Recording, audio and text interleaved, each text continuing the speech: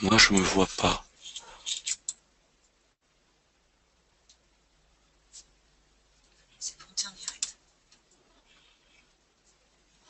Mince. Oui, bonjour, est-ce que vous me voyez? Qu'est-ce qui se passe? Ah, c'est Webki. Ah, merci. Tiens, je- ça y est. Bonjour. Alors, bonjour tout le monde. J'ai fait quelques petits réglages avant de commencer. Merci d'être tous là. Euh, je veux bien, avant de commencer, savoir si vous m'entendez. Si vous avez bien vu, ah ben voilà. Merci pour le lien. Florence, eh ben avec plaisir. Bonsoir, bonsoir Caroline, coucou, bonsoir Sonia. Oh merci. On t'entend, on te voit, super. J'ai une petite demande. Ah ben c'est parfait. Céline Condé, elle est là ou pas? Parce qu'il y a un souci, il y a une double. Je vois elle est mise hors ligne. Donc pas de réponse. On verra bien qu'est-ce qui se passe. Voilà.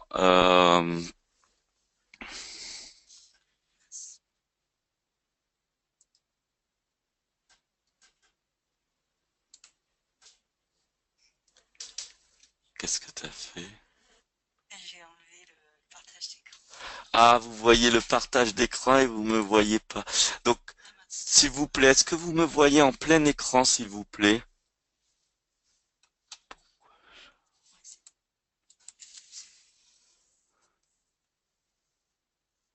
Ah, génial. Bon, c'est parfait. Donc, je sais que je vais dire bonjour à tous ceux que je sais être présents. Donc, bonjour Narissa, bonjour Florence, bonjour Hervé et Sylvie, bonjour à Romy, bonjour à Jacqueline, bonjour à Muriel, bonjour à Sonia et félicitations Sonia parce qu'il est minuit chez elle. Euh, bonjour à Céline, à Caroline. Et Céline, elle a un problème de connexion puisqu'il y a une double connexion avec Céline. Je sais pas ce qui se passe. Bon, on verra bien. Bonjour à Chantal, qui je croyais ne devait pas être là ce soir, mais qui est là. Donc bienvenue à tout le monde. Euh, je je suis content de ce démarrage. Alors excusez-moi, je suis un peu troublé parce que tout ça est complètement nouveau pour moi. D'habitude, je fonctionne avec des choses beaucoup plus simples, mais on va démarrer. Excusez-moi, pourquoi j'arrive pas à lire les messages en entier? Ah, d'accord, d'accord. Bien, alors pour le bon fonctionnement, sachez que quand vous envoyez un message, je dois cliquer sur le message à... Attendez, 2 secondes. Pour tous ceux qui connaissent Narissa, Narissa qui est l'agent de l'ombre ce soir, donc avec qui Caroline et Narissa ont fait le sommet ensemble et bien d'autres choses bien sûr, mais c'est ce qui est le plus connu en tout cas. Donc donc voilà, c'est parti, on va pouvoir commencer. Ah oui, excusez-moi, toujours sur la technique. Euh, Donc le principe, c'est que je ne peux voir que des questions. Et pour voir les questions, je vois apparaître le début de la phrase et je dois cliquer pour pouvoir voir la question. Donc, on peut pas utiliser un chat, blablabla comme ça. C'est un système différent. Donc, vous pouvez pas voir non plus ce qu'écrivent les autres. Donc, n'hésitez pas si vous avez des questions. Si elle vous vient, écrivez-la. J'en prendrai compte au moment où ça sera le moment, puisque comme ça n'apparaît pas ça sur l'écran de façon, comment dire, que je vois que ça, eh bien, ça vous permet que quand vous avez la question, vous l'écrivez et du coup, c'est pas oh mince, c'était quoi la question quand c'est le moment des questions. Voilà, voilà. Est-ce qu'il y a d'autres choses techniques à dire? Non, c'est bon. Donc, bien sûr, tout est enregistré. Vous aurez le replay, que vous recevrez l'enregistrement et le replay entre ce soir et demain. Ça va dépendre comment on finit. Voilà. Et ce replay, vous y aurez accès je- définitivement, quoi. C'est vraiment, ça sera votre cadeau. Vous, pour ceux qui me connaissent un petit peu, vous savez que j'ai tendance à chaque question répondre à plusieurs niveaux avec beaucoup de différentes réponses. Donc, je vais le dire en rigolant, des fois, moi, quand j'écoute mes propres vidéos, je fais «Ah ouais, j'ai dit ça!» Donc, et parfois, je les réécoute même en apprenant ce que je raconte, finalement, parce qu'on est toujours en train de réapprendre. C'est-à-dire, toujours, quand on écoute, il y a une profondeur, une couche supplémentaire qui est traversée et qui est entendue. Donc, c'est vraiment le, la joie de pouvoir avoir le replay, de pouvoir le réécouter. Surtout que ce que je vais proposer va être accompagné d'exercices que vous allez vivre, que nous allons vivre pendant 9 jours, 9 à 10 jours, et puis après nous nous retrouvons. Donc chaque atelier, il y aura un temps de partage, un temps d'exercice, un temps de questions-réponses, et pour que vous puissiez après, durant les 10 jours où on se voit pas, pratiquer cet exercice et de pouvoir réécouter, vous verrez que en faisant l'exercice, si vous réécoutez, il y a l'expérience de l'exercice va faire que on va comprendre les choses autrement en fait. Voilà. Voilà. Alors aujourd'hui, nous sommes le premier webinaire. Le premier webinaire, c'est-à-dire nous allons nous voir 4 fois. 4 fois. Et ces 4 fois, ça va être un travail où nous allons commencer par d'abord un travail qui est de reconnexion d'une certaine manière entre guillemets. Je mets des guillemets parce que pour moi, je ne crois pas en l'idée de reconnexion parce que si on est déconnecté, on n'est pas vivant. Mais on va dire que nous allons traverser des couches de conscience de la connexion à laquelle nous avons de façon innée de, de naissance, nous sommes connectés à la vie, à l'amour, à l'abondance, à la conscience universelle. Nous sommes le tout. C'est bien de le dire, c'est mieux de découvrir l'espace intérieur où nous sommes vraiment le tout. Et donc, à travers ce que nous allons vivre ensemble, nous allons parler donc du couple sacré. Et le couple sacré, euh, va permettre de travailler à 2 niveaux, apprendre à s'aimer plus profondément. On s'aime, mais nous allons nous aimer encore plus. S'aimer profondément, s'aimer chaque jour un peu plus que hier. Pour appuyer cet exemple, en 1999, j'avais reçu un message des aides supérieures. À l'époque, je suivais des enseignements énergétiques très très puissants. Il était question d'ouverture de chakras, etc. à 100%. Il était question, on pouvait faire des choses assez extraordinaires et j'avais vu ces choses se réaliser concrètement comme des soins d'une efficacité incroyable, comme des applications dont je raconterai pas là, non pas que c'est secret, mais que je vais pas perdre du temps avec ça. Mais je me disais, mais si je suis si bien connecté à l'énergie divine, à l'énergie universelle, très naïvement, je me disais, mais alors je fais un avec le Père. Et donc, je suis comme Jésus. Pourquoi je marche pas sur l'eau? Pourquoi je multiplie pas les pains? Et la réponse avait été extraordinaire. La réponse avait été oui, les êtres de lumière, Dieu t'aime. Oui, tu aimes les êtres de lumière. Oui, tu aimes Dieu. La chaîne n'est pas fermée. Le maillon manquant, c'est que tu ne t'aimes pas. Tu peux t'assurer du fait que l'on t'aime et tu peux le sentir. Tu ne doutes pas que tu nous aimes et ça c'est ok, mais tu ne t'aimes pas. Le maillon ne peut, le maillon, la chaîne n'est pas fermée. La boucle n'est pas bouclée. Ah, moi j'ai cru que j'allais travailler sur l'amour et que, bon, dans la semaine ça allait être ok. Je vous parle que c'était en 1999. Nous sommes en 2016. Je marche toujours pas sur l'eau et je multiplie pas, toujours pas de pain. Donc je peux croire que je m'aime beaucoup mieux qu'en 1999, mais je m'aime pas aussi bien que Jésus pouvait s'aimer. Donc c'est de ça qu'il est question. Et il est question aussi du couple, c'est-à-dire la relation à l'autre, la relation avec l'amoureux, l'amoureuse. Il est question du couple aussi qui cherche à fructifier, qui cherche à vivre le couple, à, à avoir des enfants aussi. Il est question de tout cela. Et tout ce que vous apporterez, toutes les questions, les interrogations, eh bien, il sera aussi question de tout cela.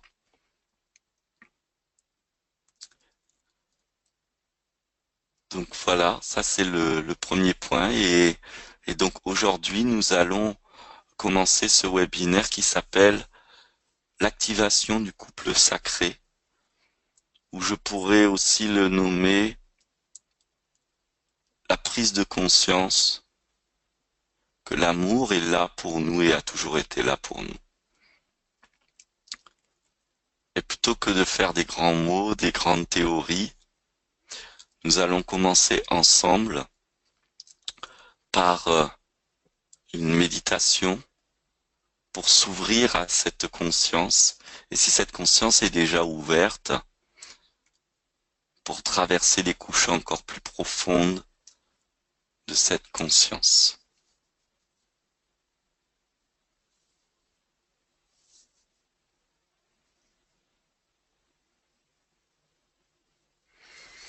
Je vous invite à vous installer,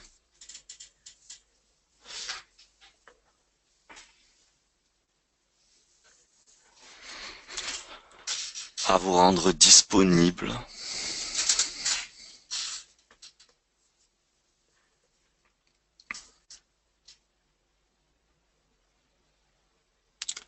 J'aime à répéter que on parle de l'instant présent. Du coup, c'est un présent que l'on s'offre. Je vous invite à être vraiment ici, maintenant.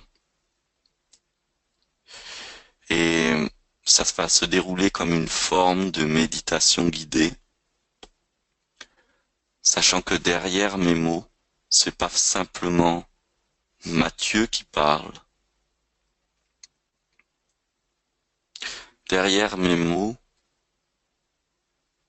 il y a cela que nous sommes tous en commun qui s'exprime. Et mes mots sont simplement une invitation. Avant de vraiment commencer, si lors de la méditation, vous décrochez, vous endormez, c'est ok. Si vous n'arrivez plus à entendre mes mots et que vous partez sur tout à fait autre chose, c'est peut-être que votre guidance intérieure vous propose une subtilité, c'est ok. Mes, mes mots sont là pour accompagner, mais c'est vous les cheminants. C'est vous qui faites le choix. C'est vous qui allez vers votre rencontre dans une pleine liberté. Je ne fais rien pour vous. Je ne vous amène nulle part. Simplement, mes mots suggèrent et votre liberté acquiesce ou pas. Et quand elle acquiesce pas, c'est profondément bon aussi. Sentez-vous très très libre par rapport à ça. Soyez surtout dans la bienveillance envers vous-même et dans le fait que vous vous êtes offert un cadeau. Et que ce cadeau, c'est toute votre entièreté qui l'utilise pour qu'on puisse être encore plus conscient de qui nous sommes.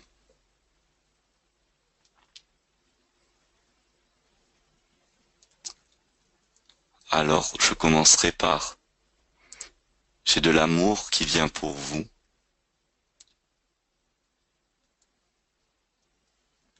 Je sens l'amour qui vient de vous. Puissions-nous sentir l'amour qui vient de nous-mêmes vers nous-mêmes. Et maintenant, je vous invite à fermer les yeux.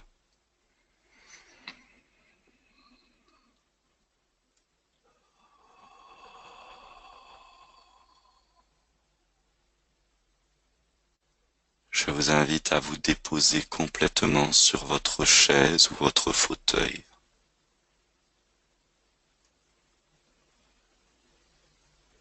Je vous invite à être complètement présent dans votre corps, sentir les points de contact, les vêtements qui vous enveloppent.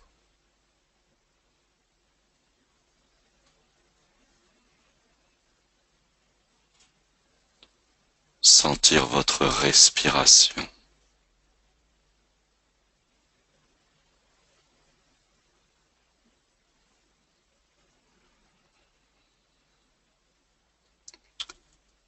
Être conscient de ce qui vous entoure.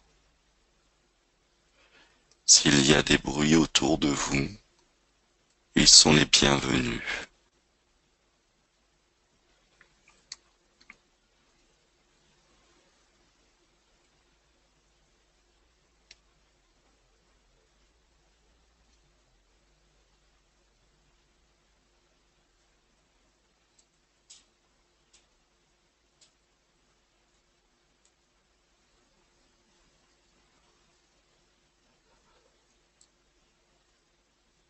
Autorisez-vous à être là.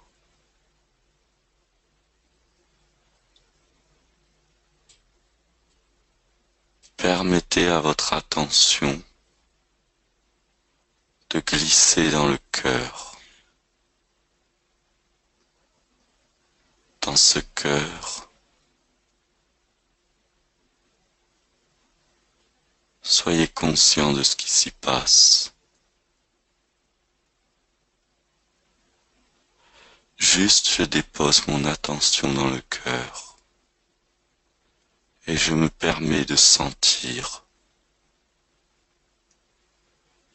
ce qui peut se passer.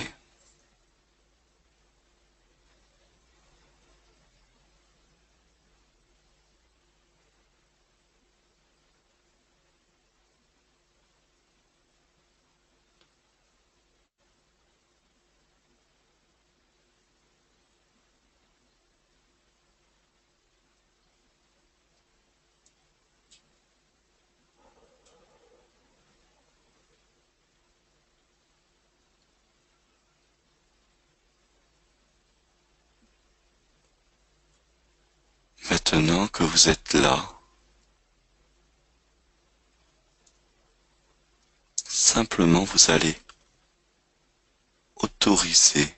vous autoriser à sentir l'amour qui est là pour vous.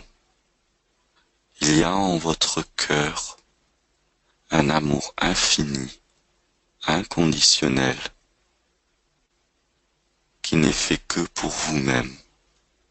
Cet amour-là ne peut s'exprimer qu'à vous. Il n'est fait que pour vous. Si vous ne l'accueillez pas, il ne s'exprimera pour personne d'autre. Si vous l'accueillez, il s'ouvrira pour vous. S'il s'ouvre pour vous, alors il se propage en vous. S'il se propage en vous, alors il se propage autour de vous. S'il s'est répandu dans tout votre corps, toutes vos cellules, toute votre aura, tout votre passé, tout votre futur, alors cet amour jaillira sur tous les êtres qui sont connectés à vous. Et si cet amour, vous lui dites simplement oui, alors il s'enracinera dans chacune de vos cellules. Oui, j'accepte d'être aimé.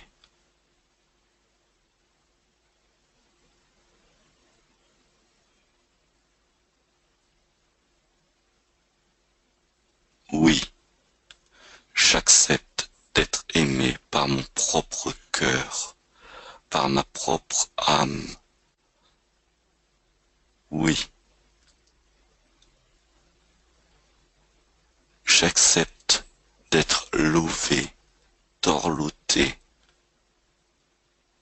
cajolé, transformé, soigné, peut-être même guéri par l'amour qui est en moi et qui est pour moi.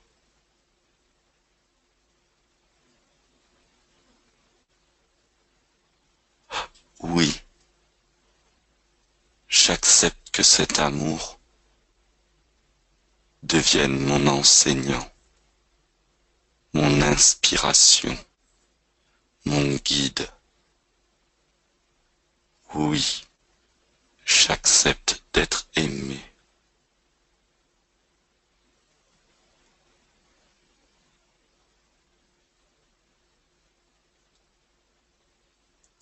Et peut-être que maintenant je peux enfin reconnaître comment puis-je aimer si je ne suis pas aimé. Comment puis-je comprendre l'amour si l'amour se dévoile pas à moi-même? Alors, pour toutes ces raisons, oui, j'accepte d'être aimé de toutes parts. Oui, j'accepte l'amour inconditionnel de l'essence même de mon âme.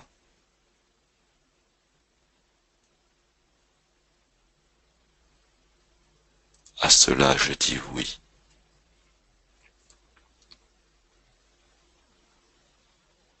Oui, j'accepte l'amour inconditionnel de chacune de mes cellules qui offrent leur vie, leur fonction et leur temps pour que je sois ici et maintenant.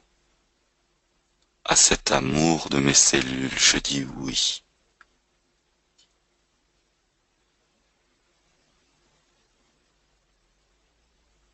Oui, j'accepte l'amour de l'étincelle divine que je suis, afin que cette étincelle se transforme en flamme et cette flamme en brasier. À cela, je dis oui. Je dis oui sans crainte, car ce feu n'est pas un feu qui brûle, mais un feu qui métamorphose.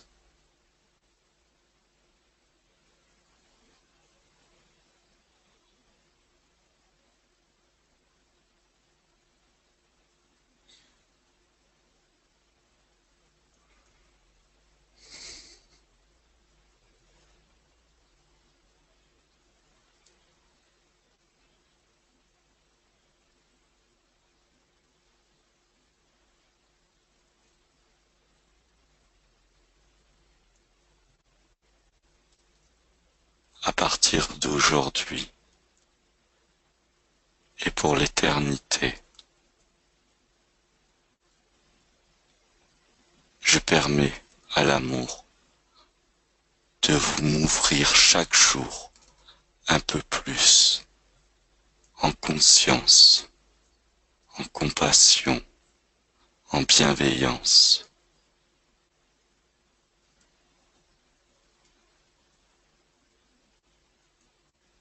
Oui, que cet amour m'aime, afin qu'inspiré par cet amour, je puisse à mon tour aimer. Oui, que cet amour m'aime, afin que je n'attende plus l'amour du monde, mais que je puisse sentir réellement l'amour du monde venu de l'intérieur de moi-même.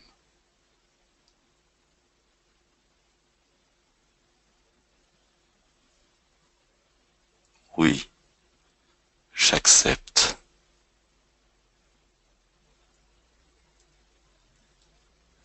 À partir de ce jour, que cet amour m'aime et traverse mes yeux,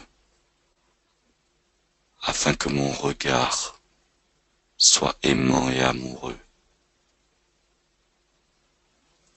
afin que je n'ai plus besoin d'attendre l'amour, l'approbation et quoi que ce soit d'autre du regard extérieur, car je serai plein et assouvi de cet amour. Et tant que je me sentirai pas plein et assouvi, il me suffira de dire oui à cet amour qui est en moi, oui à l'amour qui m'aime.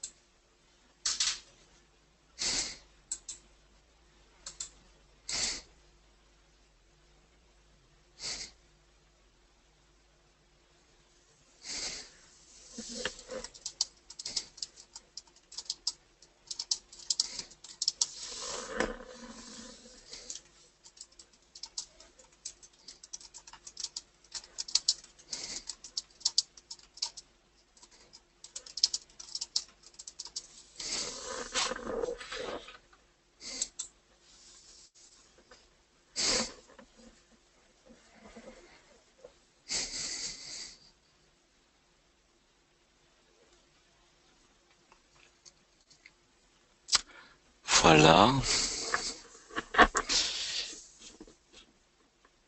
je propose qu'on s'arrête là, sachant que c'est une ouverture, c'est comme une initiation dans le sens réinitialisé.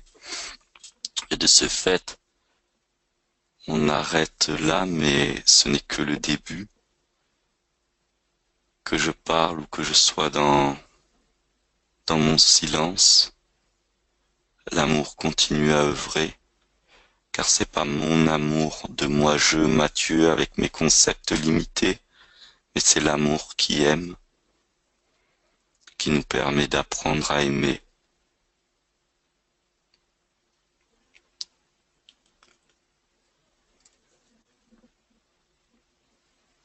connaissance, notre intelligence, toutes nos pensées sont absolument incapables d'aimer. Elles ne peuvent que parler de l'amour, témoigner de l'amour, définir l'amour, dire des choses sur l'amour. Mais elles ne connaîtront jamais rien de l'amour. Pour autant, dans votre cœur, dans votre corps, dans vos sens, vous sentez l'amour.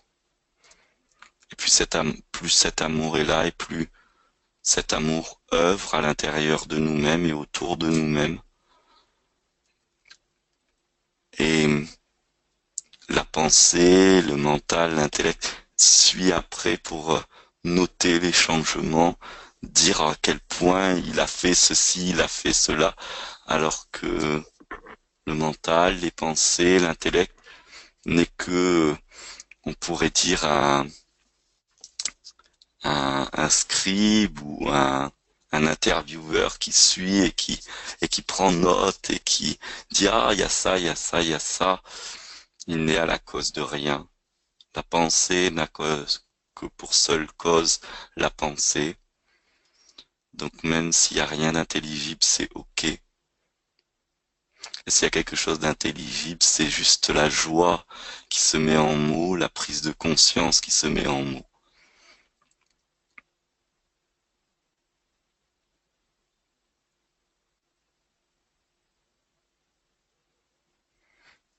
Alors comme il y a une petite question, suis-je enrhumé? Pas du tout.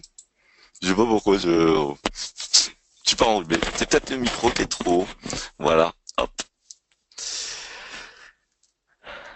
Y a-t-il des personnes qui souhaitent témoigner, poser des questions à partir de ce qui est vécu, sachant que Narissa, tu peux aussi, si tu souhaites, hein.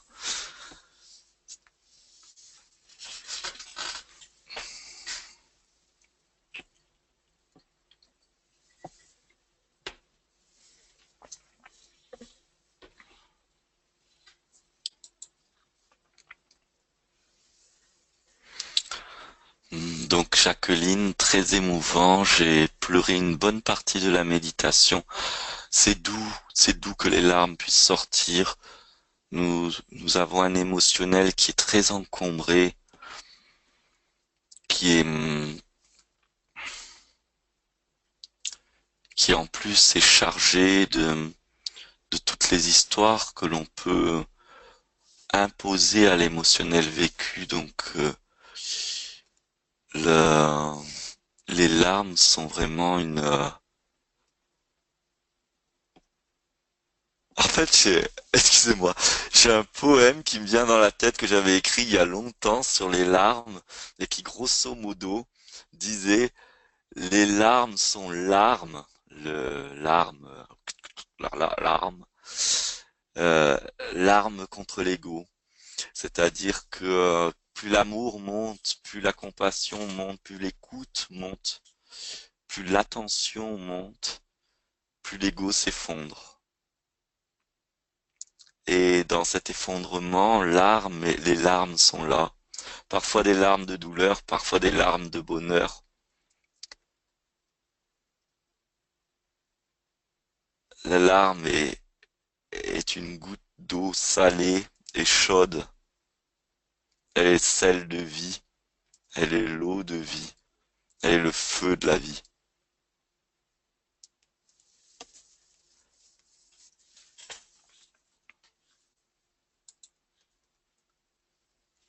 C'est quoi l'amour? Peux-tu le définir, s'il te plaît, Caroline Aubert? Alors, je viens de dire que on peut pas vraiment le définir, mais je vais y aller. Je vais tenter à une définition. Euh, je m'appuierai sur une réflexion de Jean-Yves Leloup, qui est un prêtre orthodoxe, théologien, doctorant en 36 000 trucs, auteur de plein de livres et qui est surtout un gars extraordinaire, qui a un parcours assez exceptionnel, qui s'est fait un petit essai sur ce qu'il a appelé l'échelle de l'amour, c'est-à-dire les degrés de maturité de l'amour, en commençant en disant que tout ça, c'est l'amour, mais à différents degrés. Le premier stade de maturité de l'amour, c'est la maturité zéro. Il proposait l'amour pornoïa, qui en grec veut dire manger, manger l'autre. Alors de façon magnifique, cet amour, j'ai moi un bébé de 11 mois qui allaite et on est en pleine période de sevrage. Et là, on peut voir Pornoïa à l'œuvre, c'est-à-dire que quand sa maman approche dans son élan d'amour puissant, euh, elle veut dévorer sa maman et elle en pleure quand sa maman lui donne pas le sein, lui donne pas de sa substance en fait, parce que la première nourriture d'amour qu'on a eue, c'est en tant que fœtus de pouvoir se nourrir du corps de sa mère.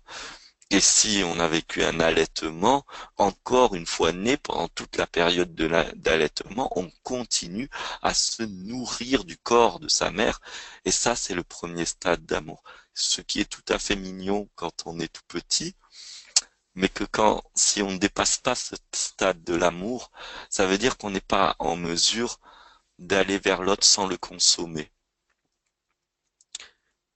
Et quand on le consomme, l'autre peut penser ça comme violent, comme mauvais, mais peut-être que celui qui consomme, pour lui, il est en train d'aimer à ce moment-là, parce que sa capacité d'aimer est restée au stade pornoïa. C'est-à-dire qu'il ne peut pas connaître l'autre autrement comme comme objet utilitaire ou objet de consommation. Au stade enfant, quand l'enfant, c'est encore métaphorique ce que je dis, même si c'est relié à des choses assez concrètes, quand l'enfant est en train d'allaiter, dans les premiers mois, il voit pas vraiment sa mère, surtout que les premiers jours, du moins dans les premiers jours, les 10 premiers jours, il voit très peu, il la sent par d'autres sens, il la goûte énormément, il la sent, il la touche, il l'entend beaucoup, mais il la voit pas en tant que sujet, en tant que être vivant. Et puis à un moment donné, c'est ce moment magique où quand l'enfant, on voit qu'il nous voit. Et on voit qu'il voit quelqu'un. C'est plus une chose qu'il voit, c'est quelqu'un qui voit. Et cet enfant, d'un coup, il voit sa mère qu'il est en train d'allaiter, il la voit dans les yeux, et tout d'un coup, il a un élan d'amour qui est de l'admiration, qui est, euh, qui est une espèce d'extase. En grec, c'est, oh, je l'ai oublié, c'est pas grave. C'est cet amour qui fait que on va placer toujours l'autre au-dessus de nous, comme si que dès qu'on aime quelqu'un, en fait, on n'aime pas pleinement les gens, on aime ce qu'on admire chez la personne et on le met systématiquement sur un piédestal. Ça devient une muse, un héros, un dieu vivant. Et quand vous entendez ça, vous dites, je fais ça moi des fois encore. Mais parce que sur certains stades, on n'est pas toujours, on est, on n'est pas suivant les personnalités qui se jouent en nous, selon les facettes qui se jouent en nous. Chacune aime à sa manière, selon l'environnement, c'est tel ou tel type d'amour qui se déclenche. Ah, Eros, en grec, Eros. On est dans Eros. C'est-à-dire, cette fois-ci, on n'est plus dans la consommation, on est dans l'objet de désir. Il y a encore cette notion d'utilitaire, c'est-à-dire je vais vers l'autre parce que je le désire, parce qu'il me fait quelque chose. Il provoque des frissons, il provoque des envies, il provoque de l'imaginaire. Je pense à Dali avec Gala, qui l'a peint et qui l'a sculpté dans toutes les manières et qui pour lui, c'était sa muse. Il était dans Eros à fond. Deuxième stade de maturité de l'amour. Jean-Yves Leloup dit quelque chose de précis, c'est qu'à chaque fois qu'on monte dans un stade, dans une maturité d'amour, c'est pas on monte en se séparant de l'autre. Ça s'additionne. C'est-à-dire que du coup, on peut reconnaître quand on est en phase pornoïa, quand on est en phase éros. Si on est en phase éros, on peut reconnaître quand on est en pornoïa ou éros. Puis on va monter dans, cette fois-ci, on se rend compte que l'autre qui est quelqu'un comme, eh bien, cela veut dire que je suis quelqu'un. Chez l'enfant, c'est ce moment où il est fasciné devant le miroir et il comprend devant le miroir que ce n'est pas quelqu'un d'autre, mais bien lui. Il a pu comprendre suffisamment que l'autre n'était pas un objet, mais était vraiment quelqu'un, un sujet. Et maintenant, il comprend suffisamment qu'il peut voir que l'autre est un sujet, quelqu'un, parce que il est lui-même quelqu'un. Et donc, il va pouvoir rentrer en relation et on rentre dans philia. Philia, c'est l'amitié. C'est la capacité d'échanger. Je t'apprécie, tu m'apprécies. Je reconnais que j'ai des compétences et je reconnais que tu en as. Et j'aime échanger, partager. Et puis on va monter à un autre niveau d'amour, parce que là on est encore dans une forme d'amour utilitaire, c'est-à-dire que on va quand même, là maintenant on donne de soi, mais on reconnaît quelque chose que l'autre n'a pas, que je n'ai peut-être pas ou que je ne crois ne pas avoir. Et donc on va aller dans un autre, l'amour va arriver à un autre degré, une nouvelle prise de conscience, c'est en fait l'autre est l'autre. Je suis moi. Et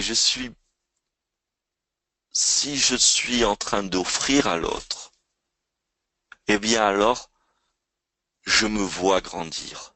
Je suis capable d'aimer l'autre parce que je ressens que d'aimer l'autre, ça me fait grandir. J'ai oublié, c'est un mot grec un peu plus compliqué, donc je ne saurais pas vous le redire. Mais en gros, c'est ce moment où on rentre dans l'action de grâce, dans l'action du type, on va faire des ho'oponopono, on va rentrer dans la spiritualité ou la psychologie, le développement personnel, mais encore quand même avec cette idée qu'on va obtenir un résultat, on va obtenir quelque chose. Le degré absolu de l'amour, c'est agapé. C'est quand l'amour arrive à ce degré où l'amour aime l'amour, qu'elle n'a plus d'attente parce que elle a traversé toutes ces étapes, elle a grandi dans toutes ces étapes et elle a pu voir qu'en fait, elle était le tout, elle était l'univers et qu'elle n'avait rien à attendre de l'autre, de qui que ce soit et que le simple fait d'aimer était la totalité. Où est la totalité? Cet amour qu'arrive à agaper, ça veut pas dire qu'après on fait plus de pornoïa, plus de éros, plus de philia, plus d'action de grâce, parce que ça va dépendre du contexte, ça va dépendre du moment, ça va dépendre. Et par moment, on va sentir que l'amour nous traverse, que nous sommes l'amour et que nous aimons l'amour et que nous le faisons vraiment du plus profond du cœur, que si on examine dans tous les fins fonds de nous-mêmes, il n'y a plus d'attente. C'est ces moments où on est traversé d'agapé. Et si on n'est pas traversé d'agapé, c'est qu'on n'en est pas là, mais c'est ok. C'est génial. Il n'y a pas, waouh, il faut que demain j'arrive à agaper. Parce qu'un agapé absolu, un agapé total, c'est-à-dire toutes les facettes de nous-mêmes qui seraient agapées, je peux vous assurer qu'on vit plus à ce moment-là. En tout cas, pas dans un corps de chair qui a besoin de manger, qui a besoin d'occuper de l'espace. C'est-à-dire que l'espace que j'occupe, il est pris, je le prends d'un autre espace. C'est un espace qui n'est plus pour l'autre. Donc, je ne peux pas vivre un agapé absolu et constant. Personne vit ça. L'agapé, ça nous traverse. L'agapé, ça nous enseigne. L'agapé, ça nous fait grandir en amour. Alors voilà une définition de l'amour un peu plus complète. Pour moi, aimer, ça peut être pornoïa, ça peut être philia, ça peut être éros, ça peut être parfois agapé, ça peut être l'action de grâce, ça peut être plein de moments en fait.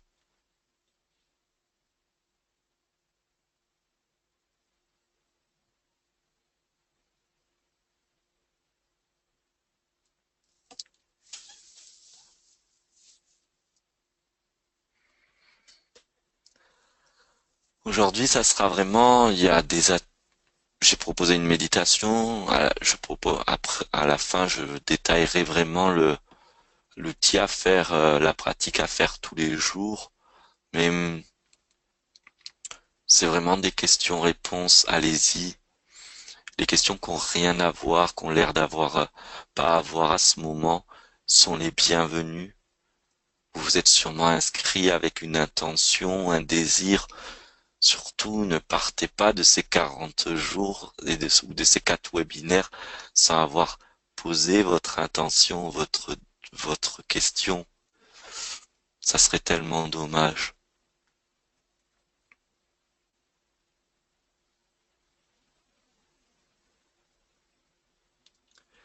Chaque question, même la plus personnelle, chaque témoignage la plus personnelle, à un certain niveau, on est tous les mêmes finalement. On se casse la gueule,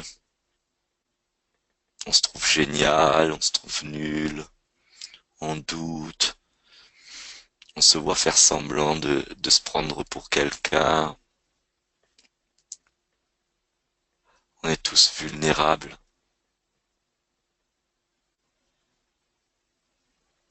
C'est dans cette vulnérabilité que l'amour a sa place, dans cette sensibilité,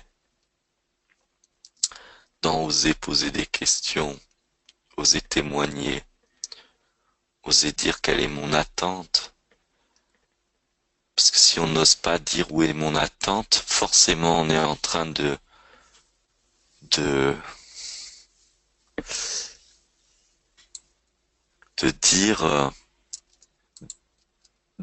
d'être dans l'attente et de pas pouvoir tout recevoir. Moi, je veux un homme dans mon lit. C'est du pornoïa au max et j'assume. Non, pas forcément. C'est pas forcément du pornoïa.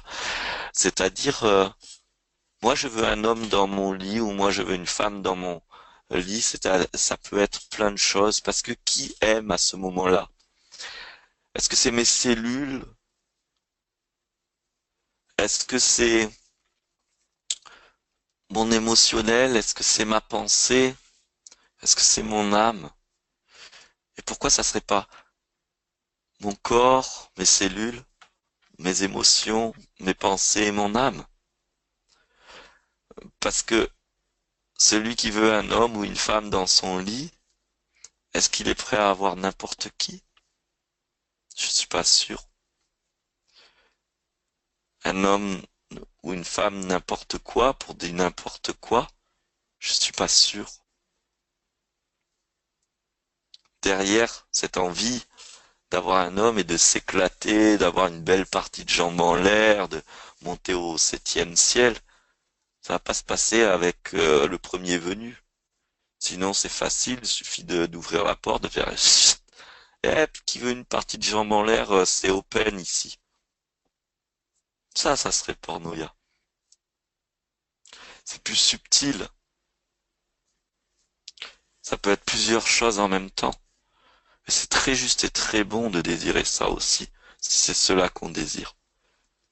Mais si la vie ne nous offre pas ça, la question c'est pourquoi? C'est où que je m'aime pas encore assez pour ne pas pouvoir recevoir ça? Ou alors est-ce que c'est vraiment ça que je veux, ou est-ce que c'est une histoire qui se raconte si fortement que je le sens dans mon corps alors qu'à l'intérieur de moi j'en ai rien à faire? Au niveau de mon âme, j'en ai rien à faire. Là, il n'y a pas de réponse clé. Il y a, je prends le temps de sentir l'amour qui m'aime en moi, qui me laisse m'envahir, que je laisse m'envahir. Puis après ça, je me pose. Et qu'est-ce que je veux vraiment? Si c'est pas l'homme dans le lit qui monte en premier, c'est peut-être pour ça qu'il est pas là. Et c'est important ça. Parce que des fois on est en couple, on se dit oh là là, je voudrais être en couple comme ça, je pourrais m'envoyer en l'air plus souvent. Puis parfois on est en couple et en fait, il n'y a pas tant de sexualité que ça. J'avais lu un article, parce qu'il y a beaucoup de tabous là-dessus, sur le fait qu'apparemment plus d'un tiers des couples n'ont plus de rapports sexuels, mais c'est impensable pour eux de se quitter parce qu'il y a de l'amour profond et sincère envers l'autre, mais la sexualité n'y est plus. C'est-à-dire que les médias, les contes, le monde extérieur nous vend un type d'amour. Mais chacun vit l'amour avec sa personnalité, sa destinée, son chemin. Moi, je vais être honnête, je m'envoie pas en l'air tous les soirs. Dans ma tête de mec, je pensais qu'une fois que ça serait en couple, ça serait comme ça. Mais comme je suis quelqu'un qui a appris que le vrai couple est à l'intérieur de soi, je me suis posé la question en me disant, tiens, c'est marrant, maintenant je suis en couple. Et une fois que le tralala du départ est passé, en fait, la sexualité s'est diminuée fortement. C'est devenu très épisodique. Au début, j'en souffrais, mais parce que je savais que le couple était d'abord intérieur, je me suis dit, je vais pas rompre. Je vais d'abord comprendre. Ça m'a ouvert à d'autres espaces de connaissances. J'ai compris que j'étais intellectuellement addict à une histoire que mon corps et mon émotionnel n'avaient absolument pas envie de vivre. J'ai dû donc apprendre à réaligner mon système de pensée et mon désir véritable. Pourtant, je vous assure, au début, c'était loin d'être clair parce que quand j'avais envie, j'étais très loin de m'imaginer qu'en vérité, mon corps s'en foutait. L'histoire s'imposait en moi de façon tellement forte que tout mon corps s'électrisait, que j'ai cru que je pourrais presque me sauter et violer une nana tellement que j'avais envie. Alors que c'était faux. Complètement faux. C'était une histoire qui se racontait due à des cumuls d'informations venues par l'extérieur de qu'est-ce que c'est, comment c'est bien un couple. Mais comment c'est bien un couple, c'est comme on le vit, pas comme on nous dit de le vivre.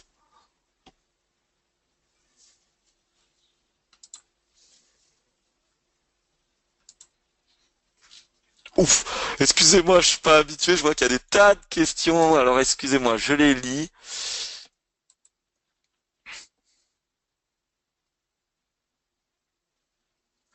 Alors, Sylvie,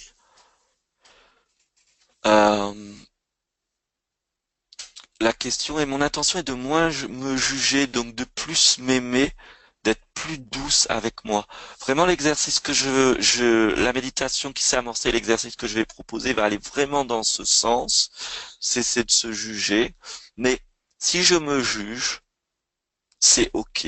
C'est-à-dire que si je vois que j'arrive pas à m'arrêter de me juger, et si je pouvais m'aimer en tant que juge, c'est-à-dire quand je vois ma petite de 4 ans et demi qui dit c'est comme si, c'est comme ça, des trucs que je sais que c'est absolument pas comme si et pas comme ça, mais elle, à son niveau de 4 ans et demi, c'est comme si, c'est comme ça me fait sourire et ça me déclenche beaucoup d'amour et de compassion. Alors pourquoi, si cette facette immature en moi, elle veut absolument juger, j'aurais pas de l'amour et de la compassion pour elle, cet amour et cette compassion parentale? Pourquoi on serait que sur de l'amour filial? Avec nous-mêmes, on peut être un bon père, une bonne mère, un bon ami, un bon amant, un bon amoureux, un bon copain, un bon prof. Il y a plein de façons d'aimer en fait.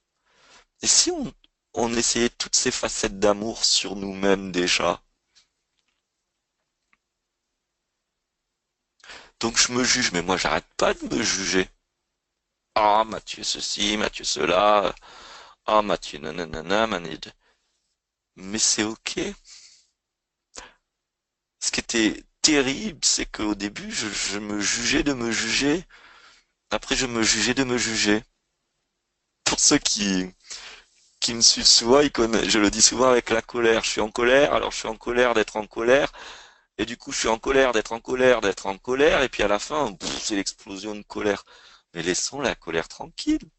Si je veux la paix, soyons paisibles avec la colère. Si je veux l'amour, soyons aimants avec la haine. Parce que c'est pas en étant haineux avec la haine qu'on va s'en sortir, ça c'est sûr. Nous ne sommes pas une personne. Personnia, personne, c'est masque. On a des milliers de masques. Et ces milliers de masques, on les utilise pour des raisons sociales, mais dès qu'on est en relation avec nous-mêmes, ce sont aussi ces milliers de masques. Et ces milliers de masques, ils sont pas nés à la naissance, ils sont nés depuis le début de l'humanité. Il y a des masques qui sont nés hier, tout à l'heure, il y a 2 secondes, mais il y a des masques, ça fait depuis que l'humanité existe, qui sont là. Donc on va pas s'en débarrasser dans un tour de main. Je vous conseille beaucoup mieux d'apprendre à sympathiser avec ces masques, parce qu'il y a peu de chances qu'on les gagne si on rentre dans un combat. Parce que moi, combattre avec moi-même, le problème c'est que je me connais. J'ai une force égale, je me connais par cœur, j'ai les mêmes feintes, donc comment je vais réussir à me battre? Le combat, il est ni perdu, ni gagné. Il sera jamais perdu, jamais gagné. Ça sera un éternel combat puisque c'est deux adversaires identiques qui se connaissent par cœur. Alors autant jouer une autre partie, autant nous aimer. Et si j'arrive pas à m'aimer, le premier stade de l'amour, c'est l'attention. C'est-à-dire, si je me rends compte, c'est-à-dire, je peux pas aimer mon voisin si je l'ai jamais vu. Mais si en sortant les poubelles, je le croise et que je lui dis bonjour, au bout de quelques fois que je lui dis bonjour, je lui dis bonjour, ça va. De ça va, on dit ça va, mais au bout de quelques fois, on répond des trucs. Oh, le ciel est bleu, et puis petit à petit, ah ben j'ai vu que vous aviez une fille, oh j'ai ceci, et puis on discute, et puis finalement un jour on s'invite à manger, et puis on commence à s'apprécier, à s'échanger, et donc on apprend à s'aimer. Mais je peux pas aimer un inconnu. Donc si je cherche pas à connaître, je peux pas m'aimer. Donc si je me juge, c'est ok, je fais attention à, je fais attention à mon jugement de façon pas, je fais attention, mais euh, je fais attention, c'est-à-dire ah t'es là, ou alors t'es qui, pourquoi tu juges, comment tu fonctionnes, et pas pourquoi tu juges afin que je t'arrête, fasse arrêter de juger, non pourquoi tu juges. Et puis c'est même trop ça, c'est juste ah voilà un regard, une attention, un amour.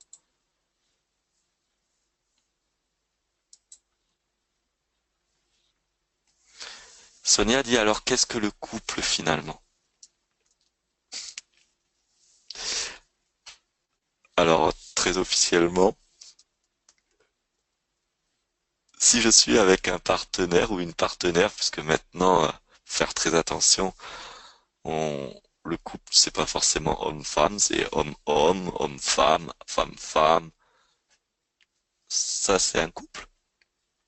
Pour moi, il y a couple, quand on parle de couple être ensemble, romantique, amoureux, il y a le couple romantique, qui peut être d'une soirée comme d'une vie, mais il n'existe pas d'échange anodin. Les gens qui disent oh ça c'est un mec sandwich ou c'est une femme pour un soir, pour un coup, c'est sans conséquence. Au niveau énergétique, rien n'est sans conséquence. Quand on a un rapport sexuel avec quelqu'un, on mélange nos énergies, donc on offre des quantités de choses à l'autre et on prend des quantités de choses à l'autre. Donc si le départ du rapport sexuel est basé sur juste je me je me fais un bon coup pour le passage, pour me vider ou pour assouvir, la fréquence sur laquelle qu'on va s'échanger, ça sera des fréquences de cet ordre-là. Donc après, on se retrouvera imprégné en plus de nos propres fréquences de cet ordre-là, des fréquences de l'autre. Et l'autre aussi. C'est-à-dire que tout ce qu'on va donner, on le garde. mais tout ce qu'il va nous donner, on va le prendre en plus. Donc pour moi, il n'existe pas de rapport anodin en fait. J'aime la phrase de Musset, et on ne badine pas avec l'amour. Ça, c'est quelque chose pour moi d'hyper important parce que, étant donné que je suis sensible aux énergies, je peux le dire, je me souviens d'une fois un ami qui me dit, ah, il y a une nana, elle te veut et tout machin. Moi, j'étais un peu en manque physiquement. Je dis, oh, pourquoi pas? Mais j'avais pas du tout envie d'elle, mais pourquoi pas? Et j'ai joué ce jeu. Bon, d'abord, j'ai pas réussi à aller grand loin, mais pendant 3 jours, j'étais imprégné d'énergie, mais je faisais des cauchemars, des choses horribles, et j'ai posé quelques questions en essayant d'être subtil avec le copain, et il m'a avoué que cette nana s'était fait violer. Et je me suis dit, ah, c'est ça. Et je me le suis récupéré pendant un long moment. Donc, il n'y a pas de truc anodin. Et je remercie cette expérience. Et je remercie que j'ai compris que qu'est-ce que je choisissais pour moi. Voilà. Après, il n'y a aucun jugement, on fait ce qu'on veut, bien sûr. Mais même un regard, moi quand j'étais jeune, j'étais ultra sensible, un regard comme j'aime les femmes, un regard d'une femme un peu prégnant, ça faisait un truc, et puis je sentais cette femme, et je croyais que j'étais amoureux. À l'époque, je savais pas nuancer les amours en fait. Donc, qu'est-ce que c'est un couple? J'aurais envie de dire, plus on s'aime, plus on peut choisir le type de couple que l'on souhaite,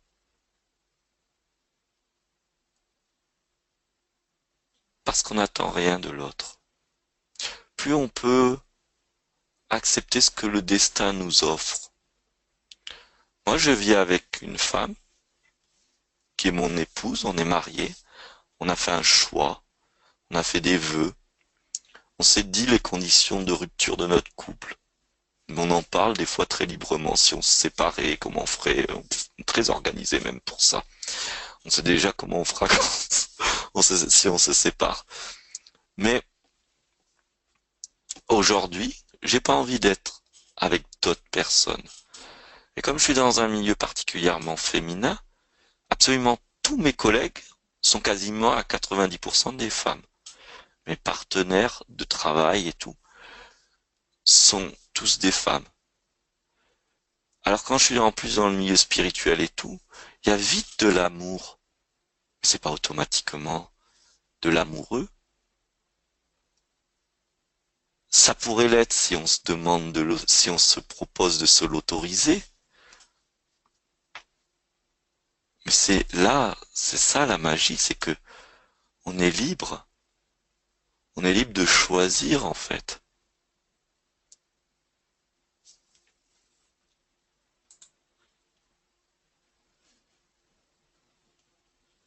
D'accord.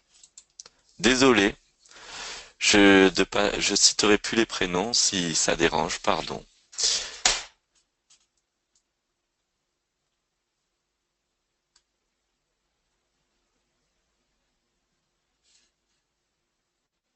Voilà, ben, car, ça m'est difficile. Je vais pas dire les prénoms. Mais donc par rapport à tout à l'heure, mes cellules appellent un homme pour leur permettre d'entrer dans des espaces encore plus féminins. Il ne s'agit pas de sexe basique, il s'agit de tendresse, de fusion, de sexualité. C'est sacré, et oui. Quand on aime l'amour, si vous êtes inscrit ici, bien sûr que vous n'avez pas envie de choses basiques. Bien sûr que vous voulez vous ouvrir à autre chose. Bien sûr, mais la seule manière de s'ouvrir, c'est de s'aimer. Et en fait, on peut pas s'aimer par soi-même. Parce que si moi je veux m'aimer, c'est ma tête qui veut s'aimer et elle n'y connaîtra jamais rien à l'amour. La seule chose que je peux faire, c'est autoriser l'amour à m'aimer. En autorisant l'amour à m'aimer, alors je vais apprendre à m'aimer. c'est l'amour qui va me montrer le chemin. À chaque fois que je suis en détresse dans mon couple, ou à chaque fois que je suis en détresse dans mon célibat, à chaque fois que je suis en détresse dans le début d'une rencontre avec quelqu'un, si je sens que c'est le bordel en fait, là je peux me dire, je souhaite que l'amour m'apprenne encore mieux à m'aimer. Je souhaite que l'amour me transforme en amour. Et alors je passe un pas suivant en fait. Cet amour va venir résoudre des choses. Cet amour va me guider.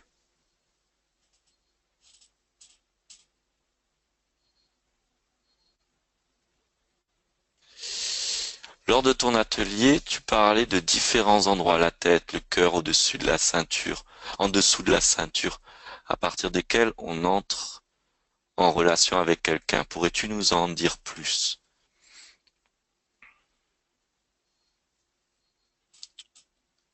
On peut aimer quelqu'un par la tête. On a, ça sera plus du philia, de l'amitié profonde. Ça peut être ce qu'on appelle les amours platoniques.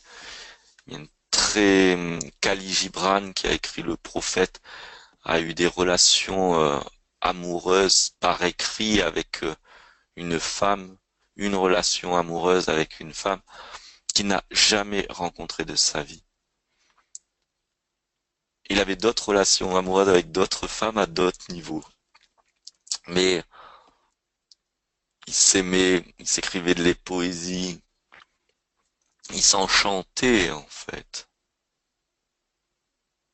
Il s'enchantait dans le sens de l'enchantement entré dans leur vie grâce à ça. Je peux aimer par le cœur, sentir tout mon émotionnel investi, envahi.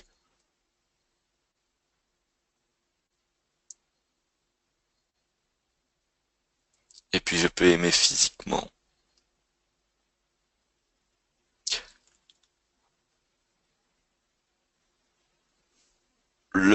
L'amour le plus compliqué, celui qui cause le plus de soucis, de perturbations, de déchirements, c'est quand il n'y a que amour physique. Ce sont ces couples qui ont une osmose sexuelle exceptionnelle, mais dans tous les autres domaines, ils s'entendent pas. Et c'est le clash. Et ils n'arrivent pas à se séparer parce que il y a qu'avec celui-là que je monte au 7e ciel. Et comme les cellules sont quand même la quand les cellules se déclenchent, c'est la force la plus puissante qui peut nous mener, parce qu'elle est liée au système de survie, elle est liée à l'instinct. C'est très très très très très dur d'arriver à prendre du recul de ça, et c'est très triste parce que énormément de couples se basent sur l'amour sexuel, et du coup leurs couples sont explosifs. Et ils cherchent tout le temps à se remettre en question alors qu'il n'y a rien à remettre en question si ce n'est, à mon goût, de comprendre qu'ils sont pas faits pour être ensemble, que simplement physiquement c'est génial, mais que pour construire un chemin commun, ça va être le chaos parce que leurs destinées sont pas faites pour être tissées ensemble. Seuls leurs corps sont en osmose. Ça, c'est des couples en difficulté pour ça. Plus ils vont apprendre à s'aimer, plus ils sauront prendre du recul et rentrer dans une partie de l'être qu'on pourrait dire l'âme, ou au niveau biologique, sur les couches du cerveau qui sont le néocortex, et qui fait que quand les pulsions instinctives arrivent, parce que la majorité de notre conscience est sur le néocortex ou l'âme, eh bien, on va pouvoir rediriger cette pulsion sexuelle ailleurs que sur le partenaire qui nous fait kiffer à mort. Ou la partenaire qui nous fait kiffer à mort. c'est ceux qui vivent cette expérience, c'est vraiment une expérience très très riche parce qu'elle, si on prend conscience de ça, ça va demander peut-être parfois plusieurs années avant d'y arriver, mais chaque pas qu'on fait est une victoire exceptionnelle. Chaque millimètre, chaque petite chose qui est faite est une victoire exceptionnelle. Parce qu'il est une victoire sur être capable de mettre son attention et sa conscience dans le cœur et non pas dans le corps.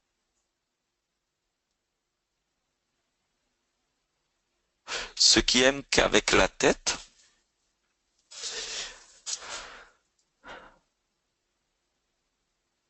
il peut y avoir plein d'options. Ce sont des gens qui peuvent ne pas avoir d'appétit sexuel du tout. Ça veut pas dire qu'ils aiment pas. Ils aiment l'amour platonique, ils aiment la poésie, ils aiment être avec juste. C'est des amoureux du préliminaire finalement, mais pas plus loin. Ou alors, c'est avec une personne en particulier qui peuvent pas nier qu'ils l'aiment, mais il se passera rien physiquement et ils vivront des choses physiques avec d'autres personnes.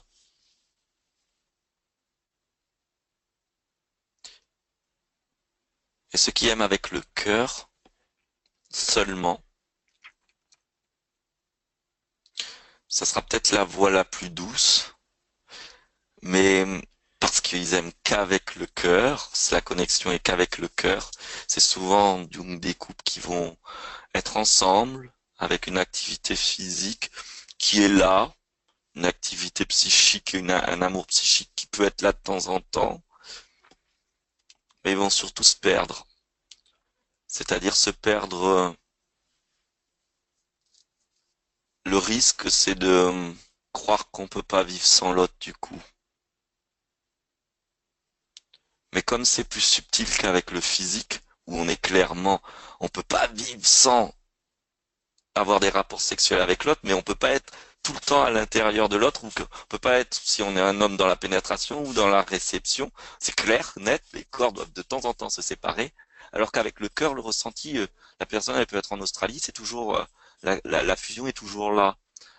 Et donc il y aura cette même difficulté qui se vivra avec plus de subtilité. Plus ils seront capables de s'aimer, plus cet amour sera enrichi et pourra développer l'amour du par le corps et l'amour par la tête. Mais si on n'est pas dans ce que je propose, on va se perdre parce qu'on aura l'impression que si l'autre n'est pas là, il nous manque notre moitié. Alors que dans les deux autres, non. Il nous manque notre moitié physique, mais on a notre sentiment, on a confiance en nous, on a notre mental. Il nous manque notre moitié intellectuelle, certes, mais il suffit de penser à elle, c'est ok, il reste le corps, il est entier, le cœur est entier. Mais quand c'est le cœur, la subtilité, c'est là où on peut complètement être l'ombre de l'autre, ou inversement. C'est-à-dire que l'autre devient notre ombre, et qu'on s'en rend pas compte. Dans les deux cas, c'est un non-amour de soi qui est à l'œuvre. Dans les trois propositions d'amour, les trois ont une voie d'issue. Les trois sont un chemin initiatique si on choisit que cette relation est le piédestal pour apprendre à s'aimer plus. Et on choisit pas une relation, c'est le destin qui nous l'amène.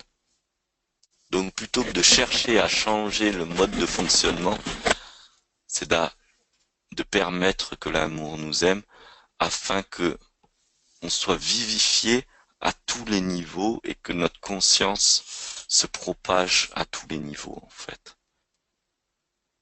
Je sais pas si c'est clair ce que je dis. N'hésitez pas.